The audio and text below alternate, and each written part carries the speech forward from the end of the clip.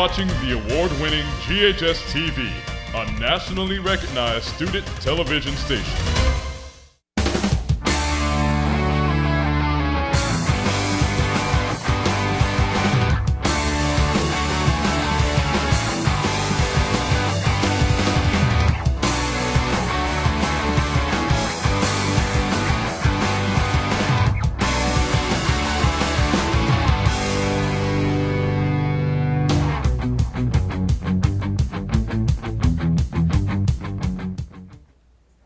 Hello, and welcome to GHS TV's award-winning talk show, Crosstalk. I'm your host, Ternice Anderson. Each week, we take a look at different issues, personalities, and events that affect you and our community. Living and working where you grew up can be a challenge. Some vow to never return, but others who find their way back to Memphis have made a lasting impact on the community. In today's episode, we will be speaking with GHS alumni who have planted new roots here and are succeeding in their fields. Joining me now is Jeff White, class of 1997 and a theater teacher here at Germantown High School. Mr. White, thank you so much for doing this interview with me today. Well, thanks for having me. So, Mr. White, you grew up in Germantown and then you went away for college. What brought you back? I was actually living in Los Angeles at the time. It was 2003.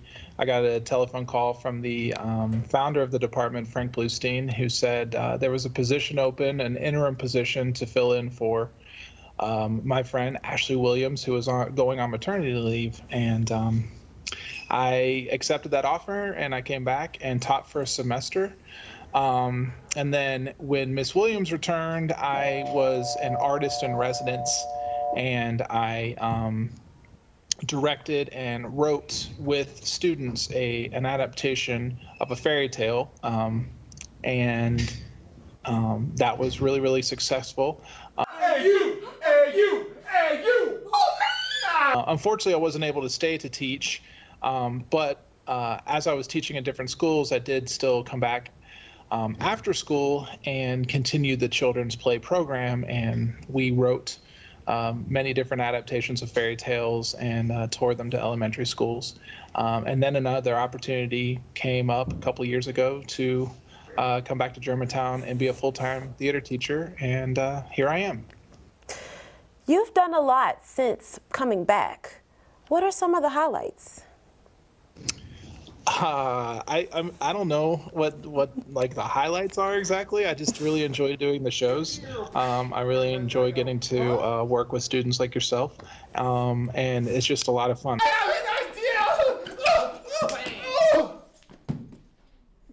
I guess that's the highlight for me, is creating and making theater together with fantastic students like you and the entire theater student body here at Germantown. How did GHS and Papa Pike Playhouse help prepare you for your teaching and acting career? Yeah, so I feel like the training that you get here isn't just theater training or television training. It's like life training, and it kind of helps you learn how to operate in the real world. So I feel like a lot of the things that I really took from this department were just a lot of life skills and time management and leadership and just being a good person and an empathetic person. And so I try to also give that back to my students now. That's the most important thing. I want to teach my kids, all the theater skills and acting skills that I can give them, but I also want to help them grow as individuals and just become great people. Most graduates understand the special place that Papa Pike Playhouse truly has. Why did you want to come back to this place when the position opened up? Because, I don't know, it was like a dream. It's kind of like a dream job to go back to the place that you learned so much. The opportunity to continue the tradition of excellence that we have at the Papa Pike Playhouse, and to also offer my unique voice and take on theater and life, and I was just really, really excited to be able to do that, to be in this room that I'm in right now, which used to be a choir room and is now the theater room, and just to be back into this whole environment. It's really exhilarating. Let's talk about the upcoming play, Middletown, which is now in full transparency, and I'm also a part of. What is it about? It's really an interesting play, and when I first read it, I really fell in love with it. And it's not really about anything, It's not. It doesn't have necessarily a storyline like most traditional plays. I've been saying it's more like a modern Our Town, which really just kind of focuses on life and the characters living in this town, and what's happening in these characters' lives. And so it focuses on some main characters that we look into their lives and see what's going on, all the ups and the downs. But the other thing it really does is it kind of takes a journey through life's biggest questions. Why are we here? What do we do once we're here? How do we make an impact? How do we leave a legacy? What does it mean to be a community? What does it mean to be alone, to be lonely? And also, why do we need each other? Why are humans social creatures, and why do we need each other so much? So it really kind of focuses more on those kind of things. And those ideas and thoughts really energize me and excite me, and I was really excited when I read it. And it is a tough piece of theater, especially for a high school to do. And I was excited for the challenge, and it's been a lot of fun so far. Well, we have a promo, so let's roll it. Welcome to Middletown. People don't realize how lucky they are. We're born with questions, and the world is our answer. Birthed, death, there's a lot in between. Welcome to Middletown. Neighbor. Love, space, Play, Life. work, family, anxiety, noise. Everywhere. silence, nowhere.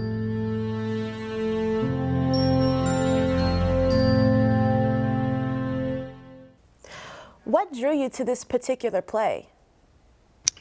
The themes that are in the play, the language, the characters don't really talk like we conversationally talk normally in our day-to-day lives.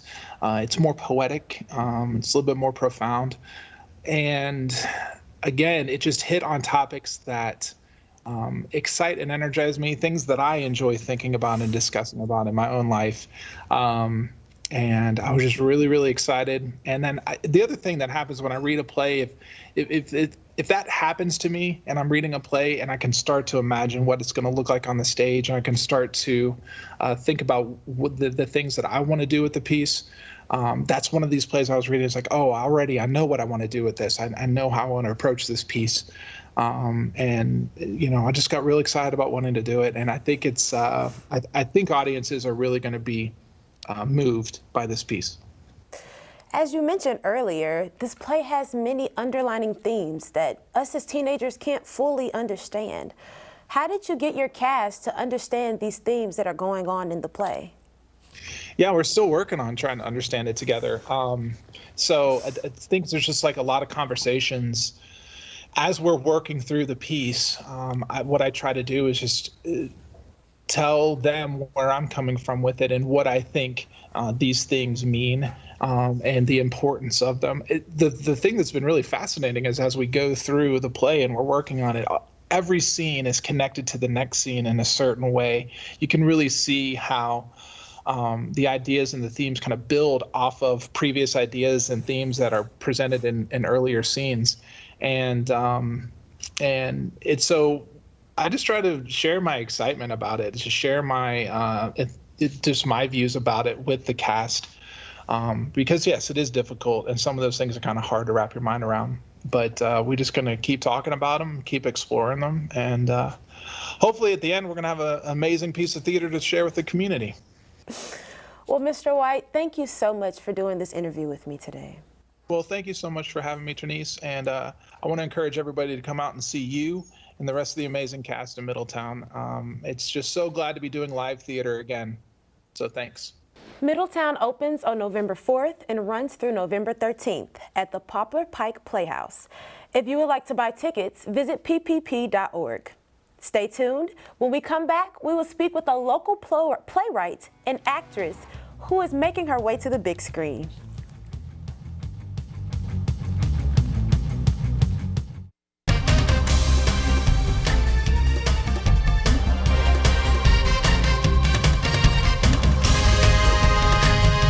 You're watching the award-winning GHS TV, a nationally recognized student television station. Welcome back to Crosstalk. As we continue to discuss the impact GHS alumni have made on the community, we can't leave out local actress and playwright Erin Cole, whose documentary, Own the Land, premieres later this month at the prestigious Indie Memphis Film Festival. Here to talk about her work on screen and on stage is Erin Cole, class of 2003. Welcome to the show, Ms. Cole. Thank you. Thank you for having me. I would like to start this interview with talking about your documentary. What's Own the Land about, and how did you get involved? Well, Own the Land is part one of a 3-part documentary that focuses on food insecurity, blight, and just overall Black wellness in the North Memphis area and organizations that are focusing in on addressing those issues. A lot of people don't know that back in the beginning of Memphis's history, up until the 1980s, North Memphis really drove Memphis's economy. So you have a lot of businesses that started there, big industry, big factories and stuff like Firestone and Jackson Cookie Company and Kimberly-Clark and a lot of different industries that drove economy. But after those organizations moved out, there was a lot of disinvestment in the area.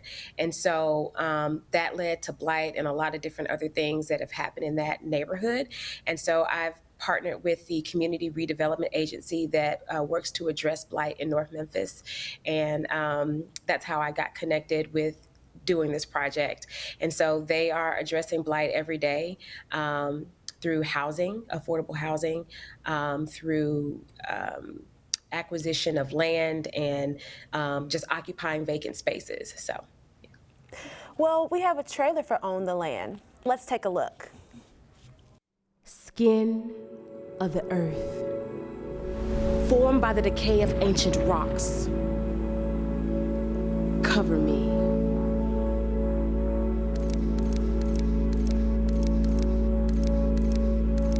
Shelter me from wind and rain and weathering. Crawling things becoming to feed the breathing. I am free. Wow, that looks really good. I read that it was your first time directing something like this. Can you talk about that experience? Yeah, sure. I've directed a lot of smaller projects, but this is in its entirety is about 50 minutes to an hour. And so I just grew accustomed to doing a lot of things by myself. But with a project this size, you just can't do everything by yourself. It's impossible.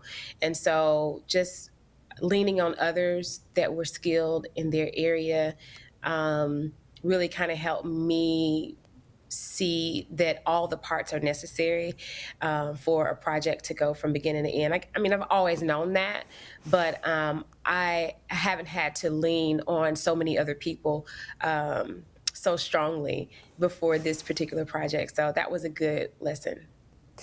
You are also a playwright that's written multiple plays, but some of these plays tackle tough topics. Can you talk about your experience and process behind writing these plays? Yeah, I was inspired, and it may have been Mr. Mazur in acting class in the 10th grade that introduced me to the work of Augusto Boal, Theater of the Oppressed. And when I was in college, I was in an interactive theater troupe.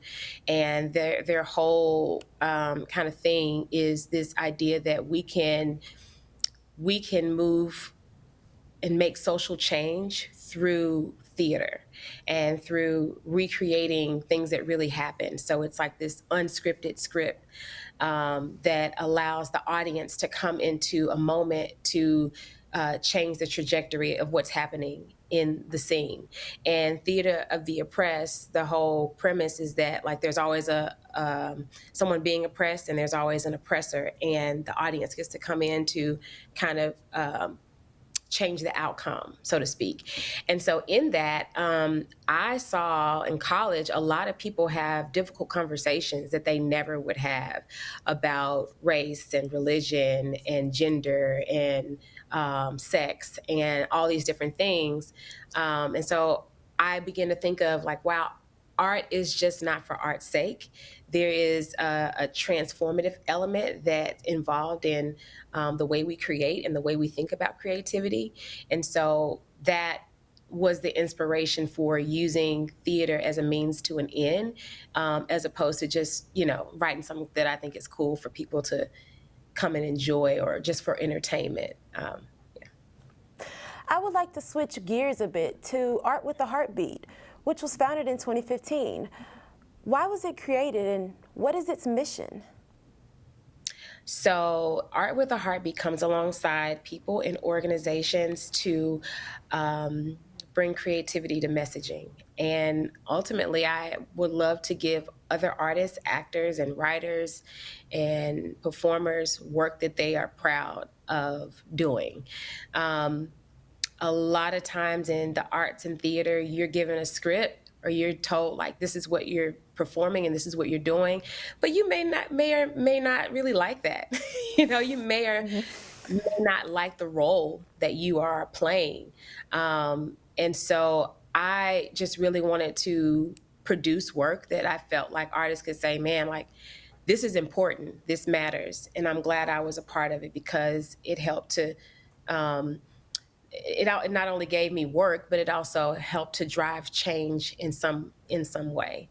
And so Art with a Heartbeat, I mean, there are many different ways in which we can execute a creative message. It could be through a spoken word on stage. It could be through a short play. It could be through a film. It could be through a write-up or a newsletter. But it's really just taking the client's thought and their idea or their mission and then saying, okay, well, how can we translate this in a way that's creative so that it connects with the heart of others in the audience, and they are compelled to subscribe to your mission based on the art that they've just seen performed.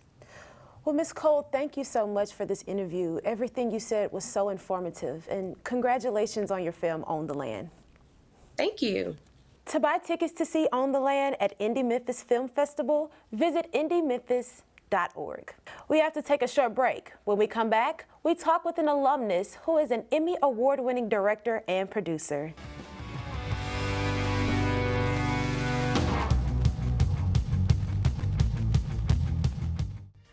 GHS TV started in 1982, and it was just a couple of cameras, a couple of on-air personality, and it's really grown into what you see today. It's a multi-million-dollar studio with top-of-the-line technology. Being able to operate, all of the machinery in the control room, being able to use all of our software and hardware that we have around the studio is a great skill because this is top-of-the-line equipment. I feel like this class has brightened my horizon. It's something that I never thought I would be doing, especially as a student. GHS TV is probably one of the most hands-on experiences a student will ever get in their lifetime. Welcome back to Crosstalk.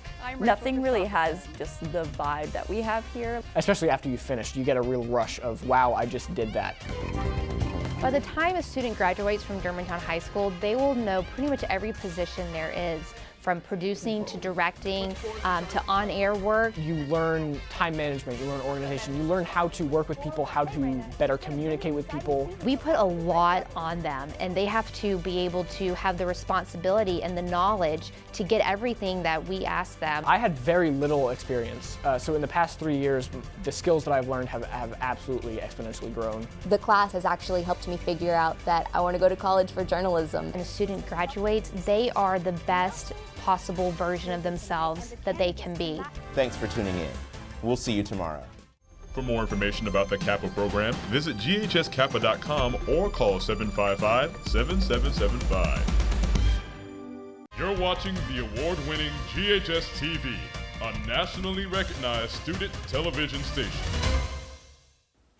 Welcome back to Crosstalk. I'm Ternice Anderson. Since leaving GHS, our next alumnus has worked for major media companies such as Fox and Universal Productions and has racked up more than 10 Emmy Awards along the way. Joining us now is Wahid Al-Khawazmi, owner of the production company WA Films in class of 2004. We are so excited to have you on the show, Mr. Al-Khawazmi. Thank you so much. I'm excited to be here. You have a film that you just are getting ready to release called Jazeer, which you wrote, produced, and directed. Can you talk about how you came up with this idea and what it's about? Well, the film is about a Syrian refugee that moves to Memphis and kind of following his life and his connections and his interactions with his next door neighbor, who is a Caucasian white lady, a little bit older than him. They don't really see eye to eye. And it's kind of, it's like a bit of a drama movie, but it really explores the gray we all experience in life. Nothing is white and black. And it's, you know, a fun movie in the music part of it, because it's very Memphis blues and rap heavy, but we're bringing in some Middle Eastern elements. So hopefully it'll be out and be able to be viewed by people 2022. The movie is set in Memphis, and it was also shot here. Can you tell me why you believe it's important to have the Buff City represented in this movie? Well, Memphis is such a unique place. It's a character on its own, and we played it in the movie like a character, and we try to show it off as that. It's very important to me to show the diversity we have in Memphis, show the talent that we have in Memphis, because I am from Memphis. I've been living here for 21 years, and it was my my way of showing to the world how beautiful Memphis can be. What effect does the movie production have on the local economy? Well, you know, we were on the smaller end of budgets, but usually films my size or even bigger, you know, these are really good paying jobs. It affords people opportunities to work for 3-4 months, but get paid an equivalent of almost half a year's worth of salary. So it can give them more opportunities to explore their own creative freedoms for their own projects. You know, we did have quite an impact because we did shoot it during COVID last year when there was really no productions going on. But most importantly, it created like a family unit. You have projects with your WA Films Productions. Can you talk about some of these projects? Yeah, it's a full-service production company. We do everything from music videos to commercials. We've worked with different clients and various clients in different areas between like Taylor Swift or Reba McEntire or Cheerios. You know, and I do quite a bit of rap music videos here, so worked with everyone from you know, behind the scenes, from T.I. to, you know, 3 6 Mafia. And it's we just have a lot of fun. We take fun projects on. Well, we have a trailer from the film Swings. Let's take a look. You broke my heart. And now you want to hear my story? What chance has my heart out here in a world among sharks? And the spirits I befriended while dancing in the night were not but ancient demons made to steal my sight.